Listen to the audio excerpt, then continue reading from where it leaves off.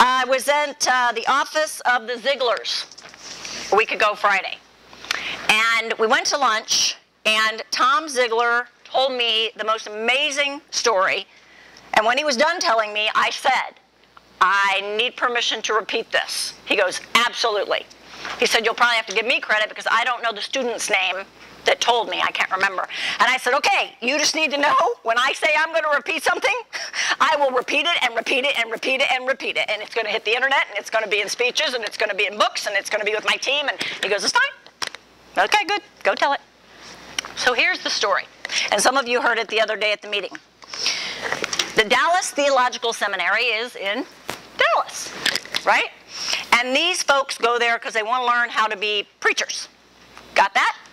Their first semester, their main course is on how to give a sermon. It's how to research, it's how to make an outline, and it's how to deliver the sermon, okay? They all are taught one passage that they're to deliver their sermon on. The passage is the Good Samaritan. Anybody able to tell me the story of the Good Samaritan? Somebody give it to me.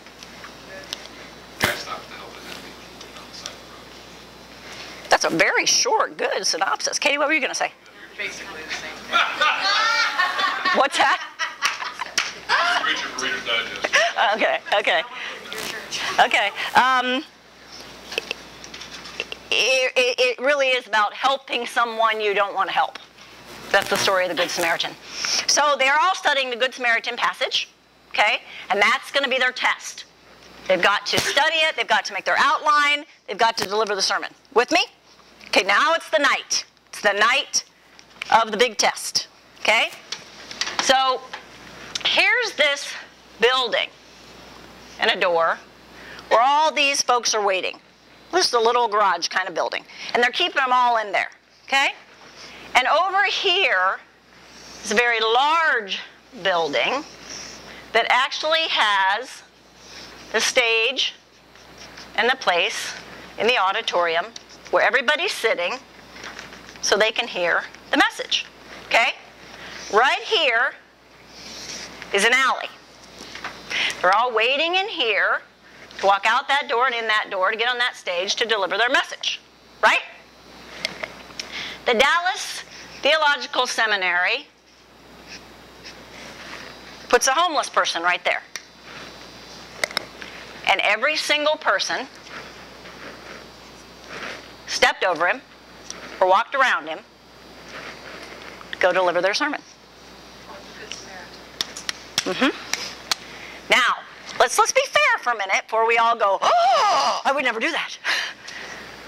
If you were told this was your first grade and this meant everything, and that was your goal and that's what you were set up for, you might go, oh my gosh, that poor guy, I'll come back and get him in a minute. Like, I'm not saying you're a horrible person.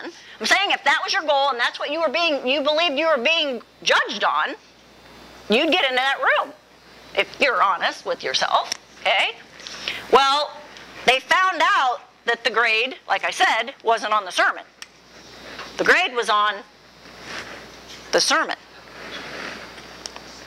Now, Tom and I had been talking about purpose-led profit, okay? And he says, I think that you can use this story, and that's why he told it to me. And he said that they would have liked it better if the kids would have stopped and helped the guy. I said, I have another proposition. I said, I don't think it would have been better to stop and help the guy. And I don't think it would have been better to go in here and deliver the sermon. I think it would have been better to pick up the guy and take him in there and deliver the sermon and say, this is what it means to be a Good Samaritan. Or if he could have helped him and then told the story. Not one or the other is what I'm proposing to you, and that's what purpose-led profit is. It's not one or the other, it's both. Now what you need to get is this is where you're preaching people, and this is where you're bringing them in, and quite frankly, that's marketing. That's where money's made, right? Okay, this is what we live for, making a difference. And some of you especially love loving on people. That's purpose. You can help this guy, or you can go tell people that you can help them, or you can say, pick this guy up and take him in there with you and say, look, not only can I help you guys, but we can all help more people. It's like pay it forward. That's purpose-led profit. That either resonates with you or it doesn't. Now stop, because it might have been easier just to kneel down and administer help to this guy. Or step over him and go give your sermon and get your grade. No mights. It would have been easier. But if you take him with you and you put these two together and he is the reason you're doing this, that's purpose-led profit. It's got to resonate. It's got to resonate. So, our purpose. Somebody tell me what you think our purpose is. Your purpose, by the way, is your motive. It's why you do what you do. It's not the business you're in. It's not how big you want to do it someday. It's why you do what you do. It's 10 million. Pretty good, Becca. Wonder how you know that. And technically that's our BHAG, but that's it. You got it. Katie, what were you going to say? In the super squashed out condensed statement, I would say it's to help people in some way, whether it's to dramatically enhance their life or save their life or something to this extent, but it's to take them to a better place and help them move forward in their life in whatever way. That's pretty good. That's pretty good. Now that's pretty good. The purpose is to help them in some way positively. Means help, right? Okay. Now the thing is, guys, getting passionately and emotionally tied to that so that you almost just can't stand it if you don't do it. You're driven by it. Not, well, that would be nice, but it's not right for everybody. No, it doesn't even match. I don't even get that thinking. It's like, no. It's not that it's not right for everybody. It's that I'm here to make a positive mark, a big, huge positive mark. Well, what were you going to say? No? Passed? Okay. And somebody else? Cindy. It seems to be a similar process for me. I help people get to where they want to be, which in turn makes them happy, and it makes them a more fulfilled person, which means me and my personal sense of self, which means me go home and be a more happy, productive person, and it makes me excited to go back in and do what I do, which in turn gets them better. That's the old, when somebody says, I'm just not motivated, the advice is motivate somebody. If you want to get motivated, motivate somebody. You want to have a friend? Be a friend. You want to feel loved? Love somebody. I mean, this stuff's easy. It's easy. So our motive, now when I say our motive, our purpose, I'm talking about Fitness Solution, Total Solution, the Donna Kretsch companies, Thin and Healthy, all of our companies now have been given the same exact purpose. And this is not new information. They always had the same purpose, but now we've articulated it. Okay? Here it is. We exist to go beyond making money. That's probably the most important part for some of you, because that's something not everybody knows. Well, businesses are in business to make money. Well, I want to make money. I'm not going to kid you, and I want you to come along and make money too. But we exist to go beyond making money. See, that's that driven part. Money's not going to drive you. And if it does, you'll feel empty when it's all said and done. It's not enough. You'll just have to keep striving and striving and striving because it just doesn't fill you up. So we exist to go beyond making money. We're here to live as whole and fully alive people. So each life we touch is aware of and experiencing the stuff in life that matters.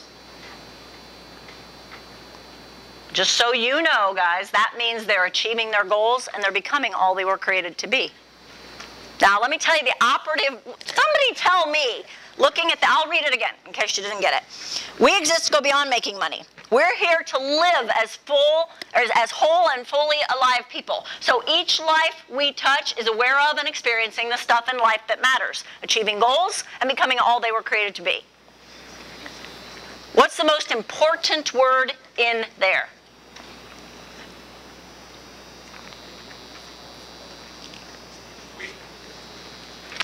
You guys are doing a pretty good job. Not quite there yet. There are very many important words in there.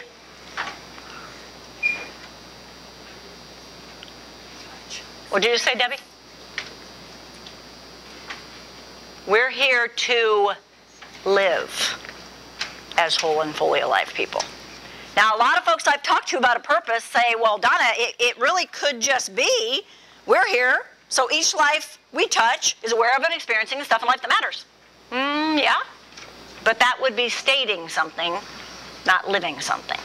I propose to you that if they would have picked this guy up and carried him in there, he would have looked like he was walking the talk, not just talking the talk. He would have not been just telling a story. He would have been living it. So we're here to live as whole and fully alive people. So each person we touch is aware of and experiencing the stuff in life that matters. Now again, you got to decide if that drives you, because it may not.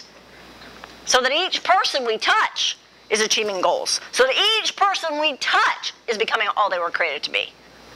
Created, pretty important word there too. There wasn't anybody created to just stay the same. We're either moving forward or we're moving backwards. That's our motive. And just so you know, the stuff in life that matters, you know, it's got that whole list, right? Going up Kayam from the bottom up. Yeah, it's very simply 5 words. The stuff in life that matters is very simply 5 words. It's moving, growing, loving, serving, and giving. That's the stuff in life that matters. Moving, growing, loving, serving, and giving.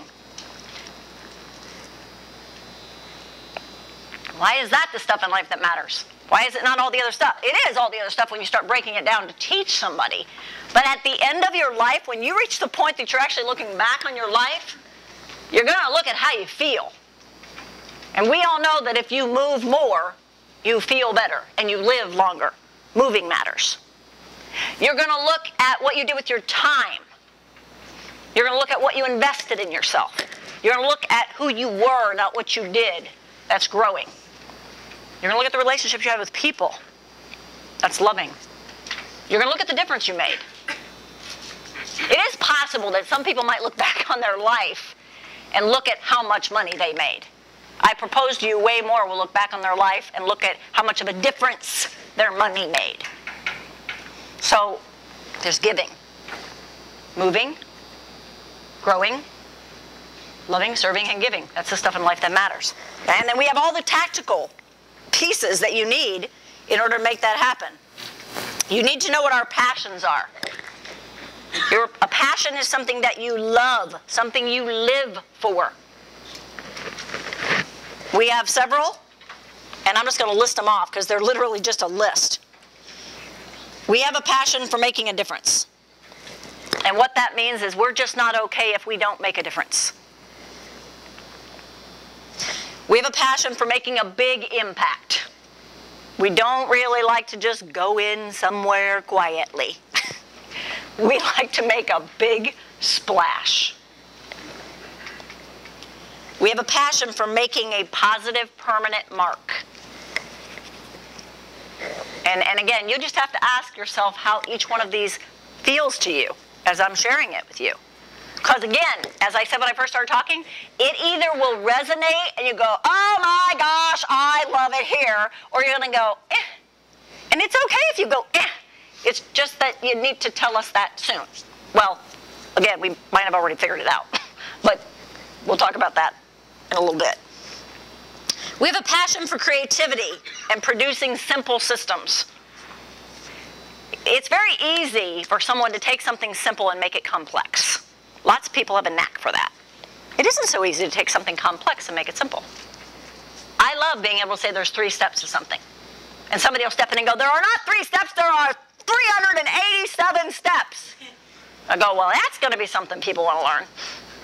Let's go with the 3 and put all the others in as subheads so that every learning style can listen. We're passionate about fun. We like to laugh, and we like to laugh out loud. We like to have fun.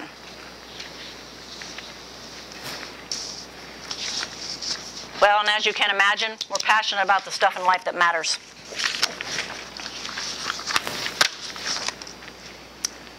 There are 5 more. We're passionate about personal growth, transformation for success. It's all the same thing. Our own personal growth. Now, that doesn't mean I'm passionate about your personal growth. I am. But what it needs to mean is that you're passionate about your personal growth, so that you have a transformation for success. And again, Donna, this is a lot, man. A lot of companies wouldn't say this stuff matters. No, they wouldn't, but we do. Because this is what we do.